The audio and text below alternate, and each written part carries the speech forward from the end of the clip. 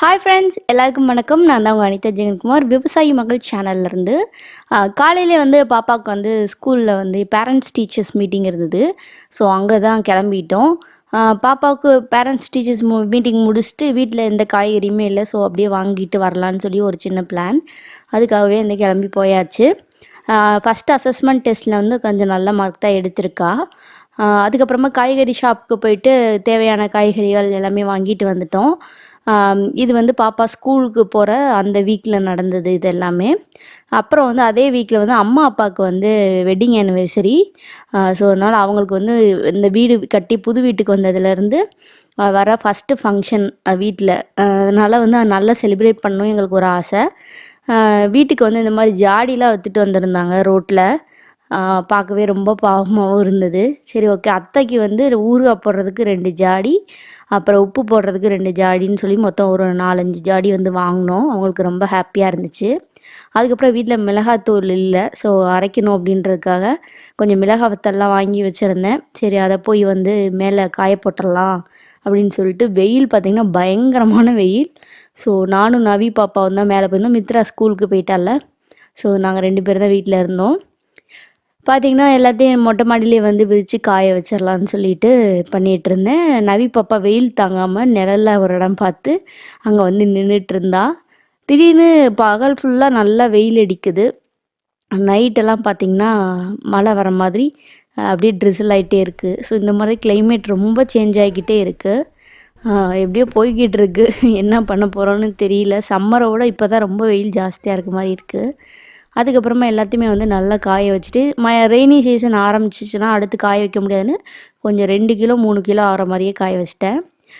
அம்மா அப்பாவுக்கு வெட்டிங் ஆனிவர்சரின்னு சொல்லியிருந்தேன் இல்லையா. ஸோ அவங்களுக்கு வந்து என்ன செய்யலான்னு எங்களுக்கு நல்ல விருந்து கொடுக்கணுன்னு தான் ஆசை. அவங்களுக்கு என்ன வாங்கி கொடுத்தாலும் எனக்கு எதுக்கு, என்கிட்ட அதெல்லாம் இருக்குது, காசை வேஸ்ட் பண்ணாதீங்க, குழந்தைங்களுக்கு ஏதாவது சேர்த்து வைங்கன்னு சொல்லுவாங்க. எங்களுக்கு என்ன, நாங்கள் எங்கள் காலம்லாம் முடிஞ்சிருச்சுன்னு சொல்லுவாங்க. ஸோ என்னதான் நம்ம வாங்கி கொடுத்தாலும் அவங்களுக்கு வந்து அதில் ஒரு இதே இருக்காது. ஆனால் சாப்பாடு அப்படி கிடையாது இல்லையா. அவங்க வேண்டான்னு சொல்லவே முடியாது. ஸோ அதனால் இதை செஞ்சிடணும்னு எனக்கு ஒரே ஆசை. ஸோ மட்டன், சிக்கன் நிறைய வெரைட்டி எடுத்துகிட்டு வந்தோம்.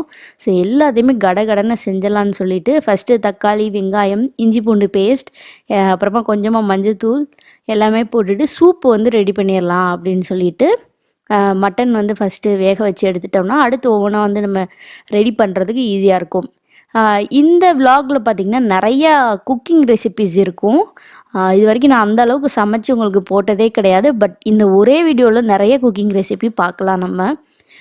அதுக்கப்புறமா வந்துட்டு சூப் வைக்கிறதுக்கு எல்லாமே மிக்ஸ் பண்ணிவிட்டு தண்ணி ஊற்றி ஒரு 5 விசில் வர வரைக்கும் விட்டாவே போதும். நல்லா வந்து மட்டன் வந்து வெந்துடும். அதுக்கப்புறமா சைடு பை சைடாக இன்னொரு அடுப்பில் வந்துட்டு கொஞ்சம் ஈரல் வாங்கிட்டு வந்திருந்தாங்க.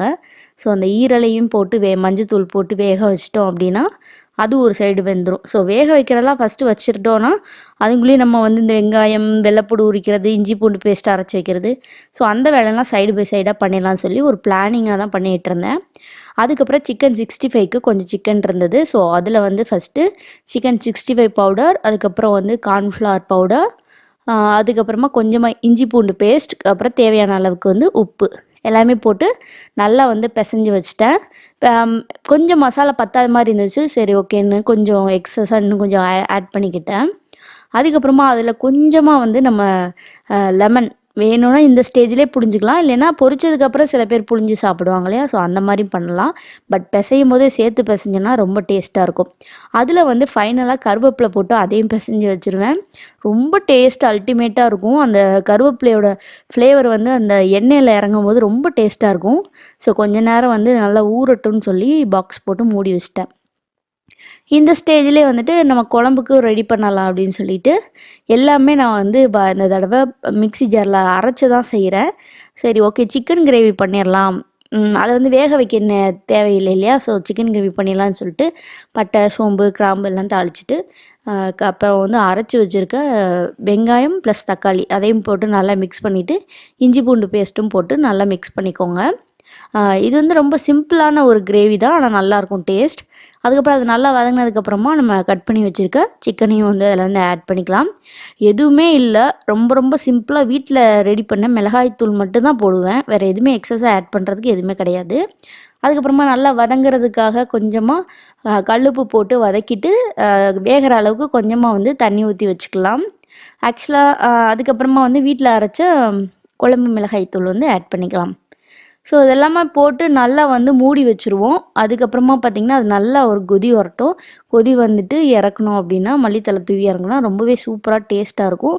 ஏன்னா நம்ம குழம்பு மிளகாய் தூள் வந்து எல்லாமே போட்டு மிக்ஸ் பண்ணி அரைக்கிறதுனால அது நல்லாயிருக்கும் வாசமாக. அதுக்கப்புறமா பார்த்திங்கன்னா இதில் வந்து மட்டன் சுக்கா பண்ணிடலாம். ஏன்னா மட்டன் வந்து வெந்துருச்சு. ஸோ அதனால் மட்டன் சுக்கா பண்ணிடலான்னு சொல்லிட்டு இது வந்து வேறு மாதிரி ஒரு வெங்காய கறின்னு சொல்லுவோம். ஃபஸ்ட்டு வந்து பட்டை வத்தல் போட்டுட்டு நிறையா வெங்காயம் சேர்த்துக்கலாம். அது நல்லா வதக்கிட்டே இருக்கணும். அது நல்லா ப்ரௌனிஷாக வந்ததுக்கப்புறமா இஞ்சி பூண்டு பேஸ்ட் வந்து போட்டுக்கலாம். போட்டு அதையுமே வந்து நல்லா மிக்ஸ் பண்ணி வதக்கிட்டு அதுக்கப்புறமா தேவையான அளவு தனி மிளகாய் தூள் நம்ம வீட்டில் அரைச்சது இல்லாமல் தனியாக வெறும் மிளகாய் தூள் மட்டும் இருக்கு இல்லையா, ஸோ அது வந்து ஆட் பண்ணிக்கிறேன். அதுக்கப்புறமா நம்ம சூப்பில் இருக்க கறியை கொஞ்சம் சூப்போடு சேர்த்து வந்து அதில் மிக்ஸ் பண்ணிக்கலாம். ஸோ மிக்ஸ் பண்ணிவிட்டு நல்லா மூடி வச்சு வேக வச்சிடலாம். அது நல்லா அப்படியே சுருண்டு சுருண்டு வதங்கணும். இந்த மாதிரி சூப்பெல்லாம் வற்றி அதில் இருக்க எண்ணெயெல்லாம் பிரிஞ்சு வர அளவுக்கு நம்ம வதக்கிட்டு தேவையான அளவு உப்பு போட்டு இறக்கிட்டோம் அப்படின்னா சூப்பரான வெங்காய கறி வந்து ரெடி ஆயிரும். ட்ரை பண்ணி பாருங்கள், அது அல்டிமேட்டாக இருக்கும். அதுக்கப்புறமா மட்டன் குழம்பு வச்சிடலாம் அப்படின்னு சொல்லிட்டு அந்த சூப்லேயே வந்து மிளகாய் தூள் வந்து போட்டுட்டு அதை நல்லா கொதிக்க வச்சுட்டு அப்படியே பக்கத்துலேயே வந்து பார்த்திங்கன்னா வதக்கிறதெல்லாம் வதக்கி சேர்த்துருவேன்.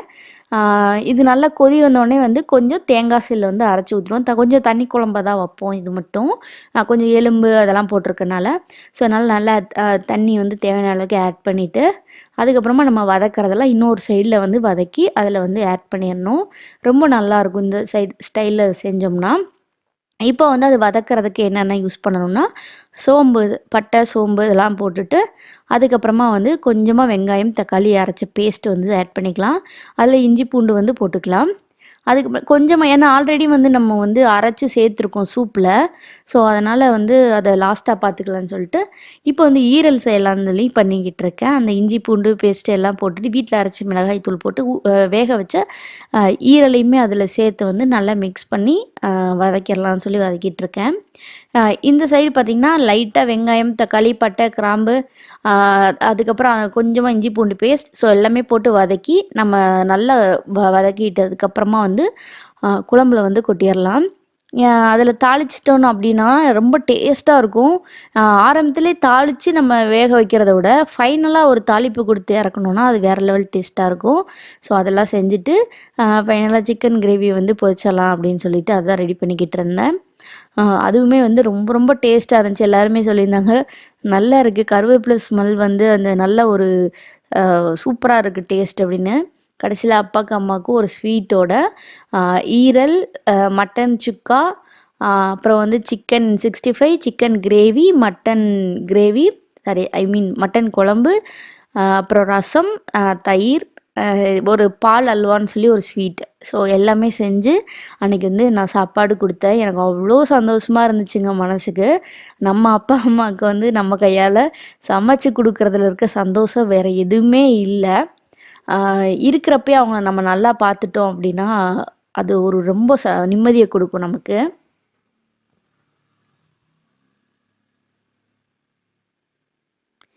இது next day morning. So morning வந்து ஒரு 11:30 இருக்கும். நான் காலையில் இன்றைக்கி வேகமாக வந்து சாப்பிட்டுட்டோம். ஒரு 8:00 சாப்பிட்டுட்டோம். ஸோ மதியானம் லஞ்சுக்கு வந்து ப்ரிப்பேர் பண்ணுறதுக்கு முன்னாடியே போய் குளிச்சுட்டு வந்துட்டேன். இப்போ ஒரு 11:30 தான் ஆகுது. இன்றைக்கி வந்துட்டு வெள்ளிக்கிழமை. ஸோ அதனால் கொஞ்சம் சாயந்தரம் பூஜை பண்ணுற வேலையெல்லாம் இருக்குமேன்னு சொல்லிட்டு போய் குளிச்சுட்டு ரெஃப்ரெஷ் ஆகி வந்துட்டேன். இப்போ வந்து மதியான சமையலுக்கு என்னென்னலாம் ரெடி பண்ணலான்னு சொல்லிட்டு ஃப்ரிட்ஜை திறந்து யோசித்து அதை எடுத்து அதுக்கப்புறம் என்ன சமைக்கலாம் என்ன சமைக்கலான்னு யோசிச்சுக்கிட்டே இருக்கிறது தான் பெரிய விஷயமா இருந்துச்சு. அதுக்கப்புறம் வீட்டில் இருக்க ஒவ்வொரு ஆளையும் கேட்பேன், என்ன சமைக்க, இந்த காய் இருக்குது, என்ன செய்ய, அது செய்ய, இது செய்யன்ட்டு. சரி ஓகே, நேற்று ஃபுல்லாக நல்ல நான்வெஜ், ஸோ இன்றைக்கி ஃபுல்லாக வெஜ்ஜு செஞ்சிடலாம் அப்படின்னு சொல்லிட்டு தான் கத்திரிக்காய் வச்சுட்டு கொஞ்சம் எண்ணெய் கத்திரிக்காய் வந்து செஞ்சிடலாம். அதுக்கப்புறமா ஒன் பாட் ரெசிப்பியாக எந்த காயுமே இல்லாமல் ஒரு சாம்பார் வந்து செஞ்சுட்டு அப்புறம் சேப்பக்கிழங்கு வந்து சேப்பக்கிழங்கு வந்து வச்சுருந்தோம். ஸோ அதை வந்து ஃப்ரை பண்ணிக்கலான்னு சொல்லிட்டு நினச்சிருந்தேன். ஸோ அதே மாதிரி வந்து எல்லாத்தையுமே நீட்டாக கட் பண்ணி எடுத்து வச்சுட்டு எல்லாமே குழம்பு வந்து செய்யறதுக்கு எனக்கு வந்து எப்படின்னா, ஒரு வேலை செய்யறதுக்கு முன்னாடியே அதோட எல்லாமே கட் பண்ணி வைக்கிறதெல்லாம் கட் பண்ணி வச்சிடணும். அரைச்சி வைக்கிறதெல்லாம் அரைச்சி வச்சிடணும். ஸோ எல்லாமே ரெடி பண்ணி வச்சுட்டு தான் அடுப்பே பத்த வைப்பேன். ஏன்னா அப்பதான் வந்து அவசர அவசரமா இதை மறந்துட்டோமோ, அதை மறந்துட்டோமோன்னுலாம் யோசிக்க கூடாதுன்றதுக்காக எல்லாமே ஃபர்ஸ்ட்டு ஒரு 5 நிமிஷமோ 10 நிமிஷத்துக்கு முன்னாடியே எல்லாமே ப்ரிப்பேர் பண்ணி வச்சுட்டு தான் நான் வந்து ஸ்டவ்வவே ஆன் பண்ணுவேன். ஸோ அப்படி தான் வந்து இந்த பிளேட்டில் பார்த்தீங்கன்னாவே தெரியும். கருவேப்பிலை, பச்சை மிளகா, அதுக்கப்புறம் வந்து இந்த மாதிரி வெங்காயம். ஸோ அது எல்லாத்தையுமே எடுத்துருவேன். இந்த வெஜிடபிள் வேஸ்ட்லாம் ஒரு பக்கெட், குட்டி பக்கெட் இருக்குல்லையா, அதில் போட்டு வெளியே வந்து ஒரு செடி இருக்குது. ஸோ அங்கே வந்து அதை போட்டுருவேன். ஸோ அதனால தான் அது தனியாக ஒரு பேஸ்கெட்டில் எடுத்து வச்சிட்ருக்கேன். இப்படி தான் வந்து ஒவ்வொரு நாளும் ஒவ்வொரு வேலையோடு தான் நம்மளுக்கு வந்து நாள் ஓடும். நம்ம சமைக்கிறதெல்லாம் நமக்கு பெரிய விஷயமே இல்ல. பட் என்ன சமைக்கிறது அப்படின்னு யோசிக்கிறது தான் வந்து இருக்கறதுலயே பெரிய விஷயமா இருக்கு. அதில கூட நம்ம பரிதாபங்கள் சேனல்ல ஒரு காமெடி பார்த்து பயங்கரமா சிரிச்சுட்ருந்தோம். ஸோ அது மாதிரி தான் ஒவ்வொரு வீட்லயும் நடந்துட்டுருக்கு. ஸோ இன்னைக்கு வந்து நான் ரொம்பவே சிம்பிளா ஒரே பாட்ல வந்து சாம்பார் வச்சுருவேன். எப்படின்னா, கொஞ்சமா பருப்பு கழுவிட்டு, அதிலேயே வந்து பச்சை மிளகா, கருவேப்பிலை, வெங்காயம், தக்காளி, ஒரு 5 பல்லு பூண்டு, அப்புறம் வந்து தேவையான அளவுக்கு சீரகம், அப்புறம் மஞ்சத்தூள், அப்புறம் தேவையான அளவுக்கு வந்து உப்பு போட்டுட்டு, வீட்ல அரைச்ச குழம்பு மிளகாய் தூளை வந்து அதில் வந்து ஆட் பண்ணிருவேன். ஆட் பண்ணிவிட்டு கொஞ்சம் அதுக்கப்புறமா தண்ணி ஊற்றி மூடி போட்டு நல்லா 3 விசில் 4 விசில் அந்த மாதிரி வந்து விட்டு எடுத்துப்பேன். அது விசில்லாம் அடங்கினதுக்கப்புறமா எடுத்துட்டு ஒரு சின்ன சைஸ் புளி கரைச்சி ஊற்றி மறுபடியும் ஒரு 2 3 கொதி விட்டுட்டு மல்லித்தழை தூவி இறக்கணும். அப்படின்னா எந்த இதுவுமே இல்லாமல் எம்டி சாம்பார் ரொம்பவே சூப்பராக இருக்கும். அந்த மாதிரி ரொம்ப எப்படி சொல்கிற ஹரிபரியாக ஏதாவது வேலை பார்க்குறோம் அப்படின்னா இந்த மாதிரி சாம்பார் செய்யலாம், நல்லாயிருக்கும் ஒரே பாட்டாக செய்கிறது. அதுக்கப்புறமா வந்து எண்ணெய் கத்திரிக்காய் செய்யலாமேன்னு சொல்லிட்டு தான் எல்லாமே ரெடி பண்ணிக்கிட்டு இருக்கேன். எண்ணெய் கத்திரிக்காய் எனக்கு ரொம்ப பிடிக்கும். எங்கள் வீட்லேயே சொல்லுவாங்க, எண்ணெய் கத்திரிக்காய் நீ தான் ரொம்ப சூப்பராக செய்கிற அப்படின்னு. ஏன்னா எனக்கும் பிடிக்கும், நான் செய்கிற எண்ணெய் கத்திரிக்காய் நல்லாயிருக்கும். அதுக்கப்புறமா நல்லா எண்ணெய் கடுகு பச்சை மிளகாலாம் போட்டு தாளிச்சிட்டு தண்ணி ஊற்றி நல்லா வந்து வேக வச்சுருவேன் கத்திரிக்காவை ரொம்ப நேரம் வதக்குனாலும் வேகாது. ஸோ அதனால் தண்ணி ஊற்றி வேக வச்சிடணும். கொஞ்சமாக வந்து சாம்பாரில் ஊற்ற புளியும் ஊற வச்சுட்டேன். இதெல்லாம் வெந்துட்டுருக்க கேப்பில் வந்து கழுவி வச்சுருக்க பாத்திரத்தெல்லாம் எடுத்து அதை ரேக்கில் வச்சுட்டு நம்ம சமைக்கும் போது யூஸ் பண்ணியிருப்போம்ல பாத்திரம், ஸோ அது எல்லாத்தையுமே வந்து நீட்டாக கழுவி வச்சுருவேன். இந்த ஒவ்வொரு வேலை நடக்கிற கேப்பில் போய் உட்காந்துராம அதெல்லாம் வெந்துட்டுருக்க ஸ்டேஜ்லேயே வந்துட்டு கிச்சனுக்குள்ளே இருக்க மற்ற வேலைகளில் நம்ம செஞ்சிட்டோன்னா ஒரே நேரத்தில் வந்து கிச்சன்லேருந்து வெளியே போய் நம்ம ரெஸ்ட் எடுக்க போயிடலாம். ஸோ இது வந்து எங்கள் அம்மாக்கிட்ட வந்து கற்றுக்கிட்டது தான். ஒன்ஸ் உள்ளே போனோம்னா எல்லா வேலையும் முடிச்சுட்டு தான் வெளியே வரணும் அப்படின்ற ஒரு இது வந்து இப்போ தான் கொஞ்ச நாளாக நான் கற்றுட்ருக்கேன். ஸோ ஒவ்வொரு விஷயங்களும் ஒவ்வொரு ஆள்கிட்ட இருந்து கற்றுக்கலாம். நம்ம சின்ன குழந்தைகிட்ட இருந்து கூட நிறைய விஷயங்கள் கற்றுக்கலாம். ஸோ அப்படி கற்றுக்கிட்டது என்ன அப்படின்னா டைம் மேனேஜ்மெண்ட். டைம் மேனேஜ்மெண்ட் அப்படின்னா என்ன சொல்கிறேன்னா, எந்த நேரம் ஆனாலும் சரி ஒரு ஒர்க் இருந்தால் அதை முடிச்சுட்டு போய் தான் தூங்கணுன்றது என் பொண்ணுக்கிட்ட இருந்து நான் வந்து கற்றுக்கிட்டேன். மற்றபடி நல்ல விஷயங்கள் யார்கிட்ட இருந்து வேணால் கற்றுக்கலான்னு சொல்லிட்டு சூப்பரான லஞ்ச் எல்லாம் ரெடி பண்ணி வச்சுட்டேன். அப்பளம் பொரிச்சாச்சு, சேப்பக்கிழங்கு, அதுக்கப்புறம் எண்ணெய் கத்திரிக்காய், அப்புறம் சாம்பார். ஸோ நானும் ஹஸ்பண்ட் வந்து அன்றைக்கி வெள்ளிக்கிழமை அவர் ஷூட்டிங் நைட்டு கிளம்புறதா இருந்தது. ஸோ அதனால் வந்து 2 பேரும் உட்காந்து சேர்ந்து கொஞ்சம் நேரம் பேசிக்கிட்டே வந்து சாப்பிட்டுட்டோம். எங்களுக்கு எப்போல்லாம் டைம் கிடைக்குதோ அப்போல்லாம் சேர்ந்து உட்காந்து சாப்பிட்டு கொஞ்சம் நல்லா பேசிக்கிட்டு இருப்போம். அதுக்கப்புறம் ஈவினிங் வந்து அவர் ஊருக்கு கிளம்பணும். கிட்டத்தட்ட நைட்டு ஒரு 8:00 போல் கிளம்பணும். ஸோ அதனால் வீடு எல்லாமே நீட் பண்ணிவிட்டு சாமி கும்பிட்டுட்டு தான் அவரை அனுப்பணும்னு சொல்லிட்டு நான் என்ன பண்ணேன், எல்லாமே கையோடு கழுவி வச்சதுக்கப்புறம் அடுப்பு எல்லாமே டீ போட்டு கொடுத்துட்டு அடுப்பு எல்லாமே க்ளீன் பண்ணி வச்சுட்டேன். இப்போ வந்து ஒரு 6:00 கிட்ட ஆயிடுச்சு. கொஞ்சம் நல்லா இருட்ட ஆரம்பிச்சிருச்சு. இந்த ஸ்டேஜில் வந்து நாங்கள் எப்போயுமே சாமி கும்பிடுவோம். பொழுது கொஞ்சம் சாய்ஞ்சதுக்கப்புறம் தான் சாமி கும்பிடுவோம். ஸோ அப்போ வந்து சாமி கும்பிடலான்னு சொல்லிட்டு எல்லாத்தையுமே பூ எல்லாமே எடுத்து ரெடி பண்ணி வச்சிட்ருக்கேன். நாங்கள் வந்து வெள்ளி செவ்வாய் வந்து மறக்காமல் சாமி கும்பிட்ருவேன். அது என்ன பெரிய பிரச்சனையாக இருந்தாலும். ஏன்னா எனக்கு சாமி கும்பிட்றது ரொம்ப பிடிக்கும். அன்றைக்கி அவர் ஊருக்கு போகிறாரு அப்படின்றனால இன்னுமே கொஞ்சம் ஸ்பெஷலாக வந்து சாமி கும்பிட்டோம். பாப்பாங்க எல்லாம் அம்மா வீட்டில் இருக்காங்க. எங்கே குட்டீஸை காணான்னு கேட்பீங்க. ஸோ அவங்க வந்து லீவ் விட்டால் போதும், ஏன்னா சாட்டர்டே சண்டே லீவ் இல்லையா. ஸோ அதனால் ஃப்ரைடே ஈவினிங் எப்போயுமே வந்து அங்கே ஓடிடுவாங்க. நானும் கண்டுக்க மாட்டேன், சரி போய் ஜாலியாக இருந்துட்டு வரட்டும்னு. ஸோ இவர் ஊருக்கு போகிறனால எனக்குமே கொஞ்சம் ஒரு மாதிரி கஷ்டமாக இருந்துச்சு. இந்த வீடியோவில் பார்த்தீங்கன்னாவே தெரியும். போனால் 10 நாள் 15 நாள் ஆகும் வர்றதுக்கு. ஸோ அதனால் எனக்கு ஒரு மாதிரி 1 வீக் கூட ஆகும். இருந்தாலும் வேலை பார்க்கணும், சம்பாதிக்கணும், அப்போ தானே நம்மலாம் குடும்பம் நடத்த முடியும்.